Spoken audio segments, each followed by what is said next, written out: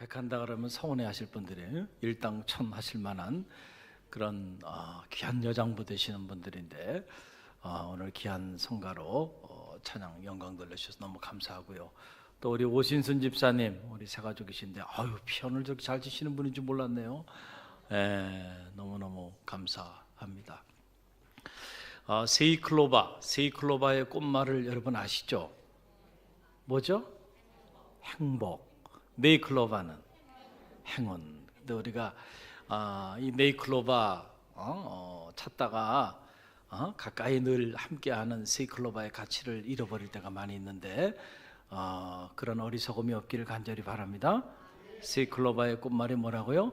행복이에요. 행복. 우리 옆에 있는 분들 바라보면서 당신은 나의 세이클로바입니다. 우리 옆 사람 당신은 나의 세이클로바입니다. 할렐루야. 그래요. 가까이 있는 사람이 정말 우리에게 행복을 가져다주는 가장 소중한 분들임을 잊지 마시기 바랍니다.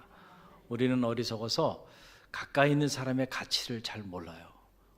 그리고 멀리 있는 사람의 어떤 가치를 스스로 높이면서 그리워하고 살아가는데 아니에요. 가장 가까이 있는 사람이 가장 가치 있는 소중한 사람이에요. 가장 가까이 있는 함께하는 우리에게 행복을 가져다주는 하나님이 보내주신 분들 마음껏 그 행복을 나누는 축복이 있기를 간절히 바랍니다. 2차 세계대전이 1945년 5월에 독일의 패망으로 사실상 끝이 났습니다. 그때 유대인들의 마음속에는 복수심이 타올랐어요. 복수심이 타올랐어요. 안 그렇겠어요? 한번 생각해 보세요. 2년 동안 무려 600만이 학살을 당했어요. 어떻게 복수심이 타오르지 않았겠어요? 당시 이 600만이나 되는 이 많은 유태인들을 아우슈비츠 가스실에 집어넣고 학살을 주도했던 아이만 아돌프 중령, 그 독일인 중령을 찾기 시작했어요. 반드시 복수하리라. 그리고 전 세계를 뒤졌습니다.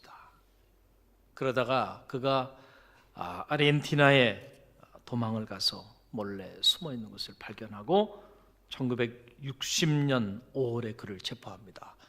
그리고 그를 법정에 세워요. 그리고 1961년 법정에 회부가 되고 그리고 62년 5월에 드디어 형장의 이슬로 사라지게 됩니다. 사형을 집행한 것이죠. 그러니까 독일이 항복한 것이 1945년이니까 무려 17년 동안 그들이 이 아이만 아돌프를 찾은 거예요. 반드시 복수하리라. 이 유대인들 중에는 마음속에 이에는 이, 눈에는 눈. 이 유대인의 율법이 그들의 마음속에 자리하고 있는 거예요. 반드시 복수하리라. 그 피의 값에 대하여 반드시 페이백하겠다라고 하는 사실이죠. 그런데 여러분, 본래 이 눈에는 눈, 이에는 이, 이 율법의 계명은 생명을 해하도록 이렇게 하나님께서 제정해 주신 것은 아니고요. 오히려 생명을 해하지 못하도록 하기 위해서 이 법을 제정한 거예요. 누군가가 남의 생명을 해하게 되면 반드시 내 생명도 잃게 될 것이라는 거죠. 그러니까 내 생명이 귀하면 남의 생명도 함부로 하면 안 되는 거야. 무슨 얘기인지 아시겠죠? 그래서 이런 법을 이렇게 제정을 한 거죠. 그런데 여러분, 언제나 그렇습니다. 법도 그렇고요, 정책도 마찬가지. 아무리 훌륭한 정책도요, 음과 양이 있기 마련이에요. 법도 마찬가지죠. 아무리 훌륭하고 좋은 법도 이 음과 양이 있기 마련인데 이 법에도 어두운 면이 있었던 것이죠. 자칫 이러한 율법이 오용이 되게 되면 막시 이것이 복수심을 정당화하는 그래서 보복을 정당화하는 데 이렇게 이용될 수 있는 가능성이 크다라고 하는 사실이에요. 그런데 그렇게 하다 보면 여러분 여러 가지 많은 문제들이 발생하게 된다는 거예요. 본래 의도와는 다른 일들이 일어나기 시작한다는 거예요. 예를 들어서 또 고의적으로 의도적으로 이렇게 하지 않은 부지 중에 우리가 다른 사람의 생명을 해할 수 있는 일도 있게 되는데, 그럴 경우에도 복수를 당하게 된다고 그러면은, 그렇게 복수당한 사람이 또 억울하니까 그 당한 사람의 가족들이 또 복수를 하고 계속 복수가 복수를 낳는 거예요. 연쇄살인이 일어나고 이 피해 고리를 끊을 길이 없는 일들이 일어나게 된다는 거죠. 그래서 이 도피성이라고 하는 것을 하나님께서 이 도피성이라는 것을 만들게 하시고, 이 도피성에 이 법을 제정하고 도피성의 제도를 만들고, 그리고 도피성을 운영할 수 있도록 이스라엘 백성들에게 명하여 주셨다라고 하는 거예요. 억울한 사람들 더 이상의 생명을 잃지 않게 하기 위하여 그렇게 한 거예요. 예를 들어서 어떤 사람들이 부지 중에 다른 사람의 생명을 해하게 되냐면, 여러분 지금은 그런 모습 보기 어렵지만 저희가 어릴 때만 해도요, 산에 가서 나무를 했단 말이에요. 나무 했죠. 나무를 해갖고 이렇게 오기도 하고 그랬는데, 지금은 나무 함부로 건드리면 안 되잖아요. 그 나무를 하는데, 나무를 뭘 가지고 합니까? 도끼를 가져요. 도끼를 가지고 도끼로 나무를 이렇게 찍는 거 아니에요. 계속 이렇게 찍어서 나무를 이제 하게 되는데, 그게 나무를 하는 과정에서 이 도끼라고 하는 게 나무를 앞에 도끼 자루라는 게 나무를 어떻게 했어요? 나무를 이렇게 잘 그 군역에 넣을 수 있게끔 이렇게 잘 손질을 해가지고, 그래가지고 이 도끼 구멍에 나무를 박아요. 그래가지고 이 도끼를 사용하는데, 사용하다 보면 도끼 자루가 어떻게 해요? 부러질 때도 있지만은 또 어떨 때가 있냐면, 그 구멍에 들어간 도끼 자루가 그만 빠져버리는 경우가 있어. 그럴 경우에 이렇게 도끼질을 하다가 확 빠지면 곁에 있는 사람, 옆에 지나가는 사람 자칫 잘못해서 그 도끼 날에 생명을 잃어버리는 일들이 일어나게 된다는 거예요. 그럴 수 있어요, 없어요? 그런 사고가 일어날 수 있어요. 고의적으로 사람을 죽이려고 한 게 아니에요. 그런데 부지 중에 이런 일들이 당시에도 많이 일어났다. 그래서 신명기 19장에 보게 되면 이런 사례들에 대한 기록들이 나오고 있는 걸 보게 돼요. 이런 사람들도 저 사람이 남의 생명을 빼앗아 갔으니까 반드시 저 사람도 끝까지 추적해가지고 반드시 그 생명을 해야 된다. 그게 정당화되기 시작한다고 한다면 끝없이 억울한 일들이 일어나게 된다라고 하는 사실이죠. 그래서 이런 일들이 발생되지 않도록 이 생명을 살리기 위해서 하나님께서 아주 하나님의 세심한 사랑과 배려를 통해서 만들어진 것이 바로 이 도피성 제도입니다. 오늘 우리가 이 도피성의 특징을 몇 가지 좀 보면서 그 의미가 갖는 하나님 우리에게 왜 이런 도피성을 허락하셨는지를 우리가 한번 생각해 보길 원하는데요. 그렇기 때문에 이 도피성은요, 첫째로 쉽게 누구나 찾을 수 있는 곳에 세워져야 했어요. 할렐루야. 어떤 곳에 세워져야 된다고요? 쉽게 누구나 찾아갈 수 있는 곳으로 이 도피성을 이렇게 만들 수 있도록 그렇게 하나님께서 권면하셨던 것을 보게 됩니다. 신명기 19장에 보게 되면 이제 모세에게도 이 도피성에 대한 말씀을 하나님이 하셨는데, 오늘 여호수아에도 이 말씀이 또 반복적으로 등장하고 있는 거예요. 요단강 동편의 세 곳, 서편의 세 곳. 그래서 이스라엘 경내에서 어느 곳으로 가든지 간에 도피성을 만날 수 있게끔 한 겁니다. 그래서 한 32km 이내 동서 어디로 가든지 간에 하루길 정도 지나가면은 누구나 도피성을 만날 수 있도록 그렇게 하나님께서 세심한 배려를 했고요. 그리고 도피성을 향한 그 길이 막혀가지고 못 가게 되면 안 되잖아요. 그러다가 길이 막혀서 가는 도중에 그의 생명을 빼앗고자 달려드는 사람에게 붙잡혀서 죽임을 당한다고 한다면 안타깝잖아요. 그래서 하나님께서 도피성을 향하는 길은요, 그 길을 닦으라 그랬어요. 그래서 그 길을 넓게 하라는 거예요. 그래서 폭이 무려 14m나 됐다는 거예요. 도피성을 향한 길을. 그러니 억울한 생명을 보호하시고자 하시는 하나님의 마음을 우리는 이 도피성에 관련된 말씀을 통하여 경험하게 되는 거잖아요. 또 혹시라도 도피성이 어디로 가나 다 동서남북 어디로 가나 만나게 되는데, 그래도 또 혹시 그 도피성이 어디 있는지 모르는 사람들이 있을 수 있지 않겠냐. 그래서 지금으로 말하면 이정표죠. 이정표를 만들게 했어요. 미클라트라고 하는 도피성이라는 말이 미클라트, 이 받아들이는 곳이라는 뜻인데 사실은 이게 도피성이라는 말인데, 그래서 곳곳에 이정표를 둬가지고 누구나 길을 잃어버리지 않고 쉽게 찾아갈 수 있도록 이렇게 안내하게끔 하나님께서 법을 제정해 놓으시고 그대로 시행하도록 반복적으로 이 말씀을 하고 계신 것을 보게 됩니다. 또 하나는 이 도피성의 특징인데, 이 도피성은요, 누구에게나 차별 없이 개방돼야 된다. 누구에게나 차별이 없어야 된다. 예를 들어서 유대인들에게만, 이스라엘인들에게만, 남자들에게만, 이게 아니에요. 남자든 여자든, 그리고 이방인이든 이스라엘인이든 나이가 어린 사람이든 나이가 많은 사람이든 누구든, 거류자가 됐든 객이 됐든 누구든 억울한 일을 당해서 자기 생명에 어려움이 당한 자들에게는 피난처가 되게 줘야 한다. 그래서 여러분 그 내용이 9절에 이렇게 나와요. 오늘 본문의 말씀이죠. 이 9절 말씀 다시 한번 읽어봅니다. 함께 읽습니다. 이는 곧 이스라엘 모든 자손과 그들 중에 거류하는 거류민을 위하여 선정된 성읍들로서 누구든지 부지 중에 살인한 자가 그리로 도망하여 그가 회중 앞에 설 때까지 피해 보복자의 손에 죽지 아니하게 하기 위함이라. 여기 보면 이는 곧 뭐요? 이스라엘 모든 자손과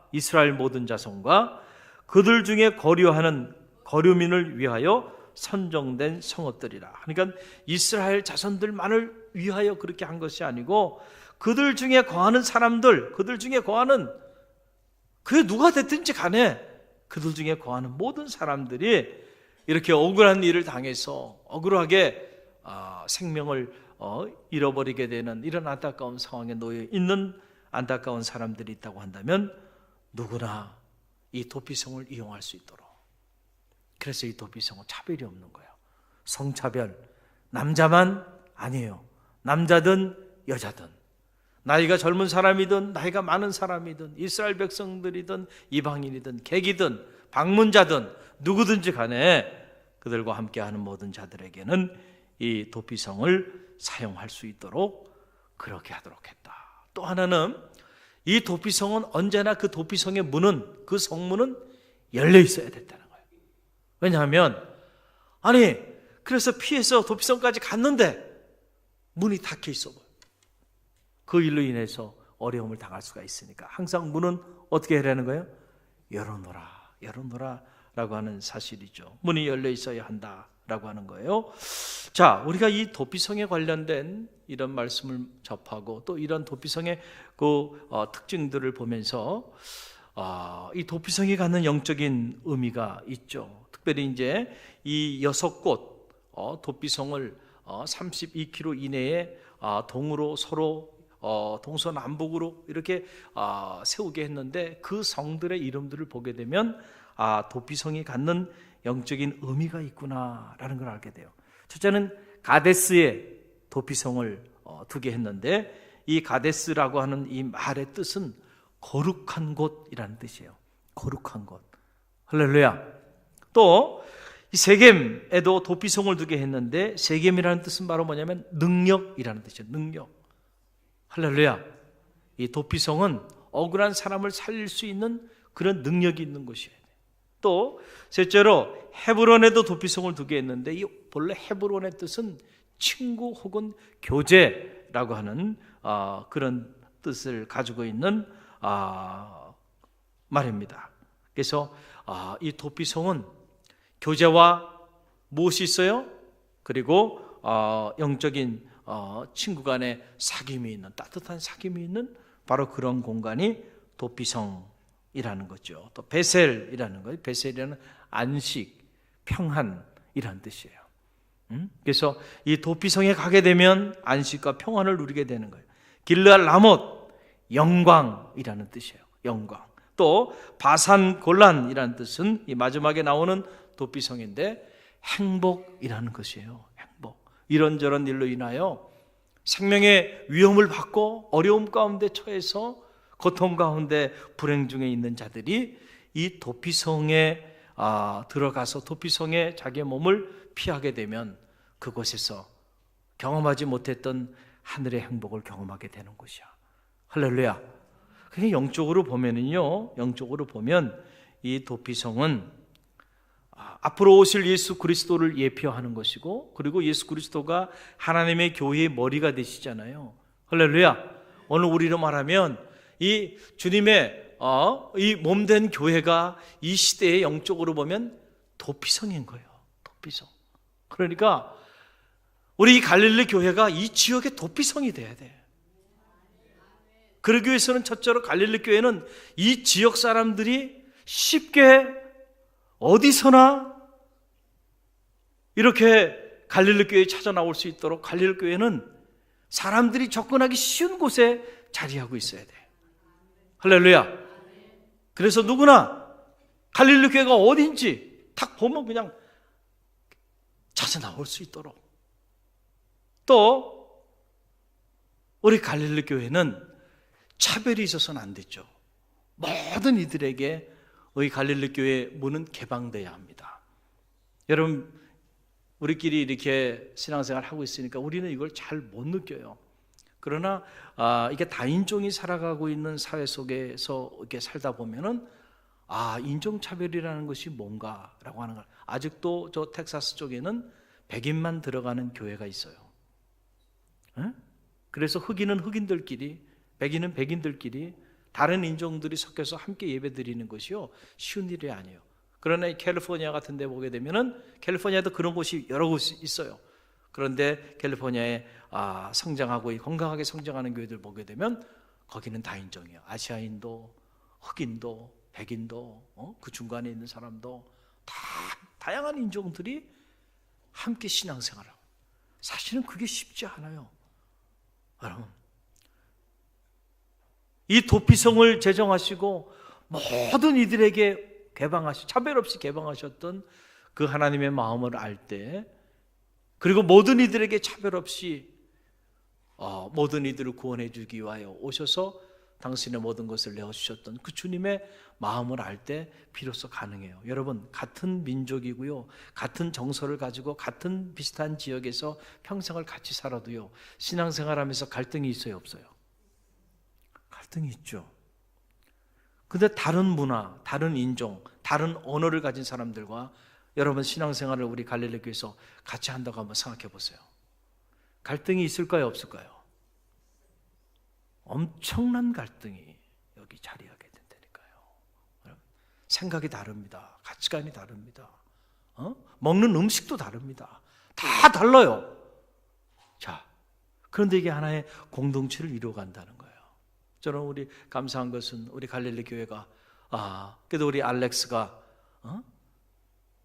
저 아프리카 탄자니아, 저도 가보지 않았어요. 그런 저 아프리카 탄자니아에서 이곳에 와서 공부하고 있는데 우리가 저의 피난처가 되어주고 있는 거죠.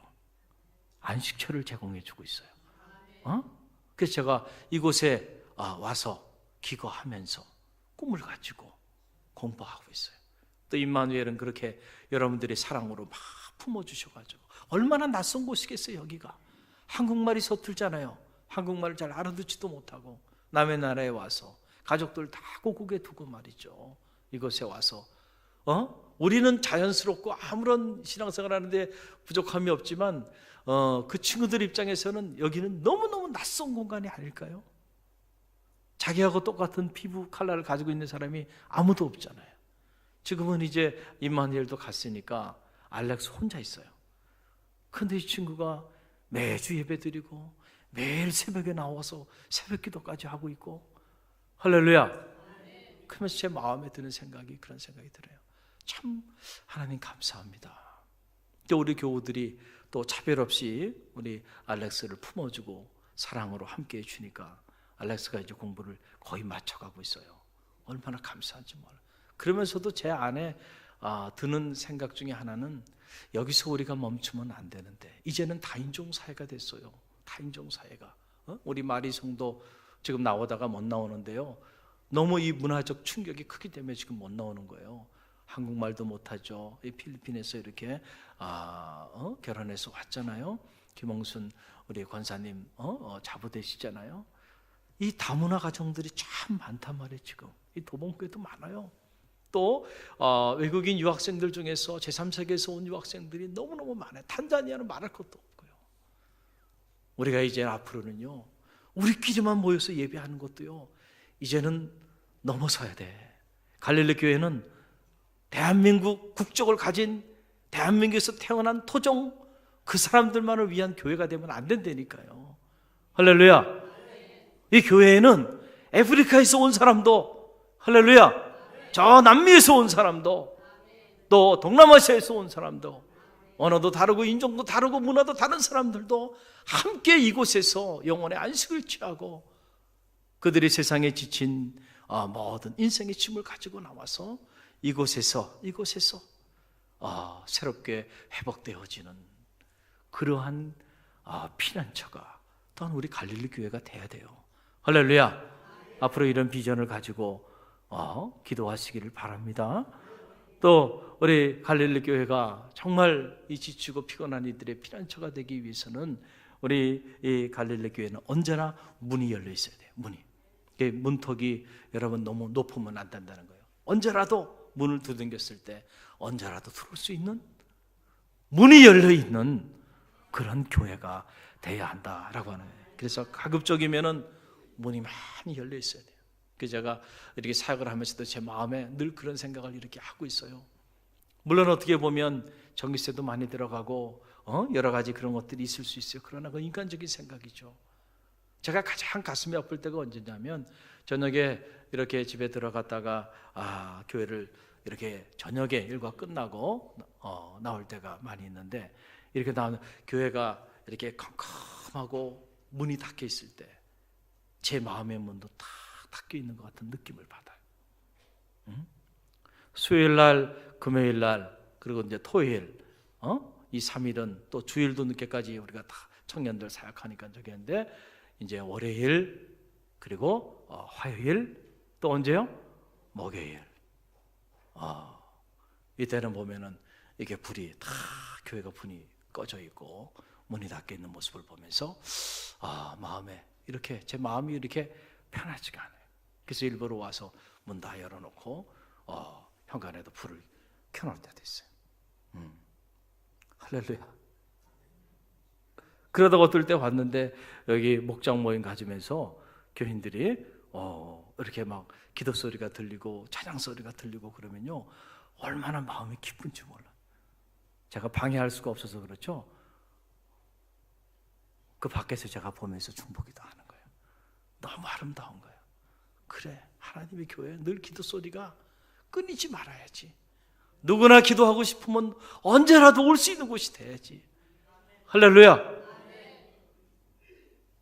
그러면 오늘 참 제 마음에 참 감사하다는 마음이 들어요. 여러분들이 총동원 전도주일로 한 영혼 정말 지치고 피곤하고 힘든 영혼들이 우리 주변에 정말 너무 많아요. 근데 이 총동원 전도주일을 이렇게 지키면서 오늘 참 많은 분들이 왔어요. 오전하고 오후하고 많은 분들이 왔는데 그 중에 한 가정이에요. 한 가정이 예배를 마치고 그 부부 집사님인데 이제 기도받기를 원해서 제 사무실로 들어와라 했더니 사무실에 앉더니 눈물을 하염없이 눈물을 흘리는 거예요. 그러면서 오늘 예배에 참여해서 목사님 설교를 듣는 중에 정말 자기 이야기를 하고 자기 가정 이야기를 하는 것 같아요. 그러면서 눈물을 흘리면서 사연을 얘기하는데 보니까 아들 하나 딸 하나 있는데 아들이 27살 때 갑자기 뇌에 문제가 생겨가지고요. 지금 나이가 43살인데 아직까지도 그 문제로 인해서 어려워요. 그 자기가 두 분 다 집사님이신데 어느 날 갑자기 사랑하는 아들이 말이죠. 그렇게 돼서 장애인이 된 거예요. 견딜 수 없었다는 거예요. 목사님 오늘 하신 설교 그대로 제 말에 너무 낙심이 됐고, 그 나중에 하나님 원망하면서 16년 동안 자기가 지금까지 교회를 떠나 살아왔다는 거예요. 근데 오늘 예배에 참여해서 말씀을 처음부터 듣는데 처음부터 마지막까지 이 두 부부를 향한 말씀으로 들려요. 자기 자신들을 향한 하염없이 울고 하염없이 울고 펑펑 울고, 그 제가 부둥켜 안고 안수하고 기도해주고 위로해주고 그리고 보냈어요. 오늘 그 가정이 우리 갈릴리 교회 여러분이 인도와서 오지 않았다고 한다면 어떻게 그 힘든 시간들을 16년 동안 하나님의 교회는 발을 끊고 마음의 원망과 낙심과 불안 속에 지옥 같은 시간을 살아온 거예요. 그런데 오늘 예배를 드리면서 하나님께서 그 닫혔던 문을 확 열어주시고, 그 남자 집사님이 막 눈물을 흘리는데 이 소파에 막 눈물이 막 흐르고요. 그래서 그냥 이 티슈로 얼굴을 막 닦는데 티슈가 막 얼굴에 묻어가지고 이렇게 돼요. 할렐루야. 하나님이 저 영혼, 저 가정을 위해서 이 총동원 전도주의를 하나님이 허락해 주셨구나. 한 영혼이 천하보다 귀한데 우리 교회가 또 저렇게 힘든 영혼들에게 새로운 소망을 갖게 하고, 무너졌지만 다시 일어설 수 있는 피난처가 되니 감사하잖아요. 할렐루야. 이런 역사들이 우리 교회 안에서 끊임없이 일어나야 되겠다. 내 힘으로는 도저히 살아갈 길이 없어 지치고 지쳐서 그냥 죽어버리고 싶었다는 거예요. 몇 번이고. 그랬던 이들이 하나님의 교회에 나와 예배하며 말씀 들으며 기도할 때 새로운 용기를 갖고 다시 희망을 가지고 주님께로 나올 수 있다고 한다면, 하나님의 교회가 이 시대의 영적인 도피성이 아니고 뭐가 되겠어요? 할렐루야. 우리 교회가 이런 일들이 계속 끊임없이 일어나야 되겠다, 이런 생각을 하면서 다시 한번 저의 사역을 돌아보고 다시 한번 하나님 앞에 감사하고, 또 다시 한번 이런 귀한 사역들이 우리 교회 안에서 계속 생명을 살리는, 정말 우리는 모두 피난처가 필요한 사람들 아닌가요? 우리는 누구나 이런저런 모습으로 인해서 우리 스스로의 힘으로는 살아갈 길이 없어요. 때로는 피난처가 필요한 사람들이에요. 이런 일로 저런 일로 우리의 마음 둘 곳을 찾지 못하고 방황하는 인생들인데, 그런 인생들에게 이 갈릴리 교회가 안식처가 되고 피난처가 되고 다시 회복되어져서 하나님의 역사를 이뤄나가는 그런 생명을 살리는 그런 공동체가 우리 교회가 되어야 되겠다, 이런 생각을 하게. 오늘 사회성교회가 참 하나님 앞에 헌신을 결단하면서 찬양으로 영광 돌리고 이렇게 나가는 모습을 보니까 든든합니다. 할렐루야. 여러분들이 여러분의 삶의 자리 속에서 이런 정말 피난처가 필요한 사람들에게 피난처가 되어주는 영적인 도피성들이 다 되시기를 주님의 이름으로 간절히 축원드립니다. 또 우리 갈릴리 교회가 그런 교회로 쓰임받는 축복이 있기를 주님의 이름으로 간절히 축원드립니다.